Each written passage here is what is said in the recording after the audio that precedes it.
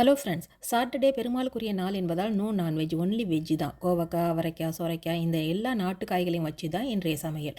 கோவக்காயை தின்னாக கட் பண்ணால் தான் ஈஸியாக வேகும். இந்த காய் சுகருக்கு ரொம்ப நல்லது. அரிசி கழுவின 2வது தண்ணியில் 2 ஸ்பூன் குழம்புத்தூள், 2 தக்காளியை போட்டு நல்லா கரைச்சிக்கணும்.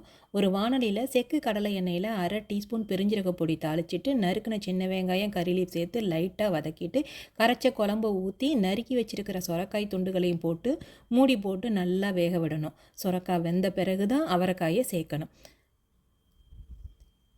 காயெல்லாம் வெந்த பிறகு அரைச்ச தேங்காய் பெருஞ்சீரக பேஸ்ட்டை ஊற்றி தேவையான அளவு உப்பு மட்டும் போட்டு மூடாமல் ஒரு கொதி விடணும். தேங்காய் அரைச்சி விட்ட பிறகு மூடக்கூடாது. மூடினா திரிஞ்ச மாதிரி ஆகிடும், டேஸ்ட்டும் நல்லா இருக்காது. அடுப்பை ஆஃப் பண்ணிவிட்டு கடைசியாக நறுக்கி வச்ச கொத்தமல்லி தலையை சேர்த்துக்கோங்க. அப்படியே சைடில் கோவக்காய் வறுவலும் பண்ணியாச்சு. டுடே லஞ்ச் என்னென்னா ரைஸு, சொரைக்காய், அவரைக்காய் போட்ட பொரிச்ச குழம்பு, கோவக்காய் ஃப்ரை, அவ்வளோதான். வீடியோ பிடிச்சா லைக், ஷேர், கமெண்ட், தான் சப்ஸ்கிரைப் பண்ணிவிடுங்க.